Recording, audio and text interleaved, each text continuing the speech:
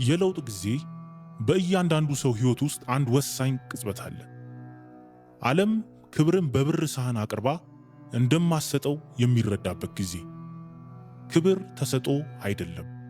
ማንም ሰው ክብር ሊሰጥህ ግዴታ የለበትም። በዙሪያ ያሉ ሰዎች እየተመለከቱ ነው፣ እየጠበቁ ነው።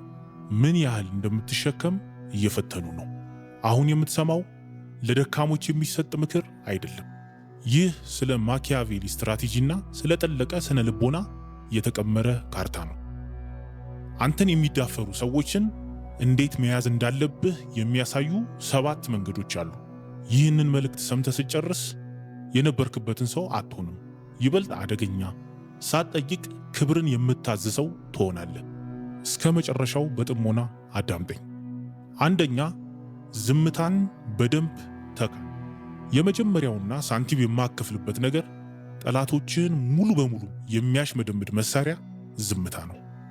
አንድ ሰው ክብርህን ሲነካ እያንዳንዱ የሰውነትህ ክፍል ምላሽ ለመስጠት፣ ራስህን ለመከላከልና በሚጎዳ ቃል መልሶ ለመምታት ይፈልጋል። እነሱ የሚፈልጉትም ይህንን ምላሽ እንድትሰጥ ነው። የአንተ ጉልበት፣ የአንተን ትኩረት ይፈልጋሉ። በስሜትህ ላይ ስልጣን እንዳላቸው ማረጋገጫ ይፈልጋሉ። ለዚህ ምላሽ በሰጠህበት ቅጽበት ድልን በሰሃን አቅርበህ ሰጥተሃቸዋል። ማኪያቬሊ ይህንን ከዘመናት በፊት ተረድቶት ነበር። ለእያንዳንዱ ትንሽ ነገር ምላሽ የሚሰጥ ንጉሥ ዙፋኑን ያጣል። ለንቀት ወይም ለድፍረት በበረደና በማይነቃነቅ ዝምታ ምላሽ መስጠት አለብህ። ይህ ዝምታ ድክመት አይደለም። ምን እንደምትናገር የማጣት ዝምታም አይደለም። ይህ ዝምታ አዳኝ እንስሳ ታዳኙ እስከሚሳሳት ድረስ የሚጠብቅበት አይነት ዝምታ ነው። ምንም ሳትናገር ስትቀር ክፍተት ትፈጥራለህ። በዚያ ክፍተት ውስጥ ጠላትህ በተናገረው ንግግር እርግጠኛ ባለመሆን ውስጥ መስጠም ይጀምራል። ጠብቀው ነበር፣ ቁጣህን ጠብቀው ነበር፣ ነገር ግን ዝምታህን አላዩትም ነበር። ያ ያስጨንቃቸዋል። ራሳቸውን እንዲጠራጠሩ ያደርጋቸዋል። የተሳሳተ ነገር አደረግኩ እንዴ ብለው ያንን ቅጽበት ደጋግመው እንዲያስቡ ያስገድዳቸዋል። አብዛኛው ሰው ለምላሽ ሱሰኛ ነው። ጥንካሬ ማለት መጮህ ወይም በፍጥነት መሳደብ ይመስላቸዋል። እውነተኛ ኃይል ግን የሚሰራው በተለየ መንገድ ነው። ዝምታ ከቃላት በላይ እንደሚጮህ መረዳት ነው። ስማኝ፣ ዝምታ እንደዚህ ይላል፣ እናንተ ከኔ በታች ናችሁ። አስተያየታችሁ በእኔ ዓለም ውስጥ ዋጋ የለውም። እኔ የምጫወተው እናንተ በማትረዱት ደረጃ ላይ ነው። በሚቀጥለው ጊዜ አንድ ሰው ሲዳፈርህ ምንም አትበል። ፊታቸውን ተመልከት፣ ግራ መጋባታቸውን ተመልከት። ይህ የዝምታ ጥበብ ነው። ሁለተኛ፣ ወደ ሕይወትህ ያላቸውን መግቢያ ዝጋ።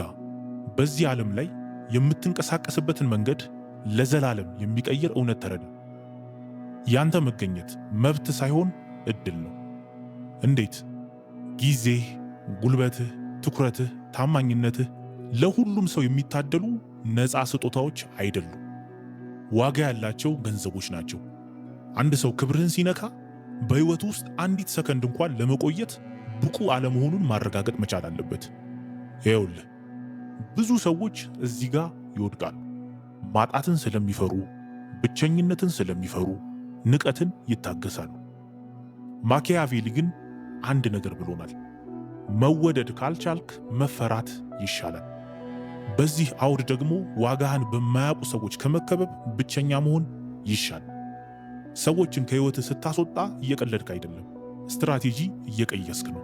ያንተ ዓለም ደረጃዎች እንዳሉት እያሳየህ ነው።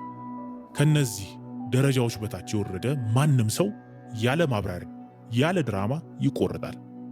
አውቃለሁ ይህ ሐሳብ ጨከን ያለ ነው፣ ነገር ግን አስፈላጊ ነው። የደፈረ ሰው ድንበር እየሞከረ ነበር። ሙሉ በሙሉ ከሕይወትህ ስታስወጣው ለሱ ብቻ ሳይሆን ለሚመለከትህ ሁሉ መልእክትን ታስተላልፋለህ። አንተ በክብር ላይ የምትደራደር ሰው አይደለም። ለሚያውቁት ስህተት ሁለተኛ ዕድል አሰጥ። መጥፋት ዋጋን ይፈጥራል። ሁሌም የምትገኝ፣ ሁሌም ይቅር የምትል ከሆነ ከዓይናቸው ዋጋ የለሽ ትሆናል። ነገር ግን ያንተ መገኘት ብርቅ ሲሆን፣ አንድ ስህተት ማለት የዘላለም ስህተት እንደሆነ ሲረዱ በአክብሮት ይይዙሃል። እንደ ጭስ ብን ብለህ ጥፋ። ምን ማድረግ እንደነበረባቸው እያሰቡ ይጸጸቱ። አለመኖርህ ቃላት ሊያስተምሯቸው ከሚችሉት በላይ ያስተምራቸዋል። ሶስተኛ፣ እነሱ ከሚደርሱበት በላይ ከፍ ብለህ ተገኝ። የበቀል ምርጡ ምግብ ቀዝቅዞ የሚበላ ነው ይባላል። ነገር ግን ከሁሉ የሚቀዘቅዘው በቀል ጠላቶችህ ማብራሪያ እስከሚያጡ ድረስ ትልቅ ስኬት ማምጣት ነው። ለንቀት ትልቁ ምላሽ ግጭት አይደለም፣ ከፍታ ነው። አንተን የናቁ ሰዎች ወደ ላይ ቀና ብለው ለማየት እስከሚገደዱ ድረስ ከፍ ማለት። ስለ እነሱ የምታስብበት እያንዳንዱ ደቂቃ ከራስህ ታላቅነት የተሰረቀች ጊዜ ናት። ማኪያቬሊ እንዳለው ብልህ መሪ ለመንግስቱ የማይጠቅሙ ጦርነቶች ላይ ሀብቱን አያባክንም፣ በምትኩ ይገነባል፣ ይሰፋል። ስሙ ሲጠራ ጠላቶቹ እስኪንቀጠቀጡ ድረስ ኃያል ይሆናል። የራስህ እድገት ላይ አተኩር። ንቀታቸውን እንደ ነዳጅ ተጠቀምበት። እነሱ ስለ አንተ ሲያወሩ አንተ የማይነኩት ሰው ሁን። ከፍ ስትል ንቀታቸው ልክ እንደማይሰማ ጫጫታ ይሆናል። በረሮ በግዙፍ ሰው ላይ እንደሚጮህ አስበው። ይህ እነሱን ስህተት መሆናቸውን ለማረጋገጥ ሳይሆን አንተ ትክክለኛ ሰው መሆንህን ለራስህ ለማረጋገጥ ነው። ከፍታ ላይ ስትደርስ አንድም ቃል መናገር አያስፈልግህም። ስኬትህ ከነጎድጓድ በላይ ይጮኻል። የተሳሳተውን ሰው እንደተዳፈሩ ይገባቸዋል። አራተኛው፣ በገዛ ተግባራቸው አጋልጣቸው። ልብ በል፣ አንድ ሰው ሲዳፈርህ ወዲያውኑ መልሶ የማጥቃት ሚስጥራቸውን የማውጣት ፈተና አለ። ይህንን ተቆጠብ። ምርጥ ስትራቴጂስት በቀጥታ አያጠቃም። ይጠብቃል፣ ይመለከታል፣ ለጠላቱ ራሱን የሚሰቅልበት ገመድ ይሰጠዋል። ሰዎችን የሚዳፈሩ ሰዎች ብዙ ጊዜ ስነ ስርዓት የላቸውም። በኢጎ ወይም በእብሪት እና በራስ መተማመን ማጣት የሚነዱ ናቸው። ዝም ብለህ ከተመለከትካቸው በጊዜ ሂደት ባህሪያቸው ለሁሉም ይገለጣል። ያንተ ሥራ ፈራጅ መሆን አይደለም፣ ዝም ብሎ ተመልካች መሆን ነው። ጊዜ ስጣቸው። ሌሎች ሰዎችንም ይዳፈራሉ፣ ጠላት ያፈራሉ፣ ድልድይ ያፈርሳሉ። ዓለም ማንነታቸውን ያያል። አንዳንዴ ተፈጥሮ ስራዋን እንድትሰራ መተው ብቻ ሳይሆን ማንነታቸውን የሚያሳዩበት ሁኔታዎችን ማመቻቸት ትችላለህ። አንተ የተረጋጋህና ምክንያታዊ ሁን። እነሱ በራሳቸው ቁጣና ትዕቢት ሲፍረከረኩ ይታያሉ፣ ሰዎች ደግሞ ይመለከታሉ። አንተ ክብርህን ጠብቀህ እነሱ ሲዋረዱ ሲያዩ ፍርዱ ያላንተ ቃል ይሰጣል። ታገስ። ትዕግስት ድክመት አይደለም፣ ከሁሉ የበለጠ ገዳይ መሳሪያ ነው። አምስተኛ፣ ትርክቱን ተቆጣጠር። እውነታ ማለት የሆነው ነገር ሳይሆን ሰዎች የሆነው ነገር ነው ብለው የሚያምኑት ነው። ማኪያቬሊ ይህንን ጠንቅቆ ያውቃል። ታሪኩን የተቆጣጠረ ሰው ውጤቱን ይቆጣጠራል። አንድ ሰው ሲዳፈርህ በአንተ ላይ ትርክት እየፈጠረ ነው። አንተን እንደ ደካማ እየሳለ ነው። ግን እዚህ ጋር አንድ የዳርክ ሳይኮሎጂ ብልሃት ያስፈልጋል። መከራከር አያስፈልግህም። ራስን መከላከል አያስፈልግህም። ሰዎች ሁኔታውን እንዴት እንደሚረዱት በስትራቴጂ መቅረጽ አለብን። ይህ መዋሸት ሳይሆን ትኩረትን ወደሚጠቅመው እውነት ማምጣት ነው። እንዴት ብለህ ጠይቅ። ተረጋጋ። ስሜታዊ ስትሆን ለጠላትህ አንተን እንደ ጠበኛ ወይም ያልተረጋጋ አድርጎ እንዲስልህ ብሩሽ ትሰጠዋለህ። መረጋጋት ንጽህናንና ጥንካሬን ያሳያል። ተግባርህ ታሪክህን ይንገረው። እነሱ ሲያወሩ አንተ በተግባር ጥሩነትህን አሳይ። ሰዎች ከሚሰሙት ይልቅ የሚያዩትን ያምናሉ። ጦርነቶች በጦር ሜዳ ሳይሆን በሰዎች አእምሮ ውስጥ ይሸነፋሉ። ጠላትህ የመጀመሪያውን ድንጋይ ወርውሮ ሊሆን ይችላል፣ ነገር ግን የመጨረሻውን አንተ ትወረውራለህ። ስድስተኛ፣ ዝናቸውን ወይም ስማቸውን ምታ። አንዳንድ ጊዜ ዝምታ ብቻውን በቂ አይደለም። አንዳንድ ጊዜ መምታት አለብህ። ግን ብልህ ሰው በጡጫ አይማታም። በጣም በሚያመው ቦታ ይመታል፣ በስምና በዝና። ማኪያቬሊ ዝና የኃይል ሁሉ መሰረት እንደሆነ ጽፏል። አንድ ሰው ገንዘቡን አጥቶ ሊያገኝ ይችላል፣ ስልጣኑን አጥቶ ሊወጣ ይችላል። ነገር ግን ዝናውን ወይም ስሙን ያጣ ሰው ሁሉንም ነገር ያጣል። አንድ ሰው ሲዳፈርህ ዝናውን አደጋ ላይ ጥሏል ማለት ነው። የእነሱን ዝና ማጥፋት ማለት ግን አሉባልታና ሐሜት ማውራት ማለት አይደለም። ያ የደካሞች መሳሪያ ነው። አንተ በንጽጽር ነው የምትመታው። አንተ የታማኝነት ሰው ሆነ ስትገኝ የነሱ ከዳተኝነት ይጋለጣል። አንተ በክብር ስትራመድ የነሱ ትንሽነት ጎልቶ ይታያል። የነሱን አስቀያሚነት የምታሳይ መስተዋቱ። ይኸውልህ ጠላትህ ብቻውን አይደለም፣ ጓደኞችና አጋሮች አሉት። አንተ ከነዚህ ሰዎች ጋር ግንኙነት መስርት። ጠላቶችህ ለሚመኩባቸው ሰዎች ጠቃሚ ሰው ሁን።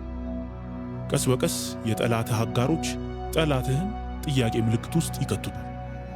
ያለ ቃላት በተግባርህ ብቻ የጠላትህን ዓለም አጥብበው። ሲወድቁ አንተን ተጠያቂ ማድረግ አይችሉም፣ ግን ውስጣቸው ያውቀዋል። 7ኛ ግድ የለሽ ሁን። ይህ የመጨረሻውና የኃይል ሁሉ ጣራ ነው።